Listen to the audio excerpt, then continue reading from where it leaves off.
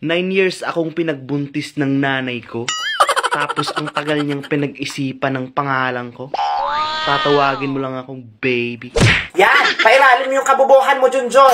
Ano akala mo sa akin, dinosaur? Ikaw ang magbuntis ng 9 years para buong-buo yung katawan. Yung kalandian, Junjun, may binabagayan yan. Ayusin mo yung buhay mo, ha? Hindi mo balikan yung lugaw doon? Pag yun nasunog, ipakain ko talaga sa inyo lahat. Tigil-tigilan mo yung kalandian mo sa TikTok. Malala na yung kabubuhan mo. Savage! Hello, ma'am? Ano pong may tutulong ko sa inyo, ma'am? Tulungan niyo po ako makauwi ng Pilipinas. Gusto niyo na pong umuwi ng Pilipinas. Bakit po minamaltrato po ba kayo ng amo niyo? Ano pong dahilan bakit gusto niyo na umuwi ng Pilipinas? Iyot na po. Anak ka ng po. Anak ka ng po. Dati, takot ako sa palaka. Oh no! Pero nung nakita ko yung palaka mo, gusto ko na siyang ikis. Hey! Pwede. Ayoko!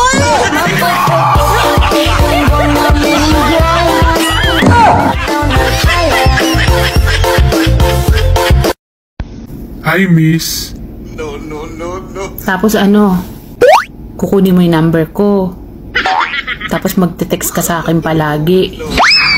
Tapos mag-I love you ka. Tapos pag may tiwala na ako sa'yo, magdadrama ka na. Tapos uutangan mo ko. Pwede ba wag ako? Kung mahal mo ang isang tao, ipakita mo. Ilabas mo. Ilabas mo. Ilabas mo. Ayan na! Ayaw, di ba? Sana ang pag-ibig parang itlog ng mga lalaki. Alam niyo kung bakit? Kasi ano? Ha? Sabihin mo! Ituloy mo! ginagawa mo. Bakit? Natatakot ka? Sabihin mo! Huwag ka matakot!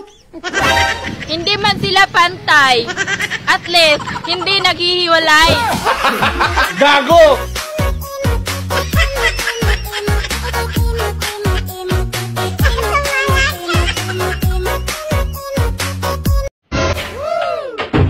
John? Po, Ginamit mo ba yung face care ko? alin dun? Yung maliit ba na buti doon na kulay blue? Yung shampoo?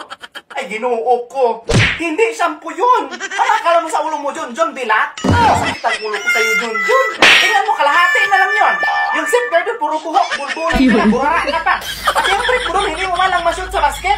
Yung drum, hindi mo man lang mapuno ng tubig. Tingnan mo, lunurin kita doon.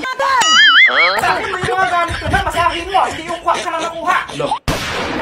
Savage! Kagabi na naginip ako. Ang ganda raw ng trabaho ko. Tapos ang laki ng sahod. Buisit naman tong asawa ko. Ginising ako.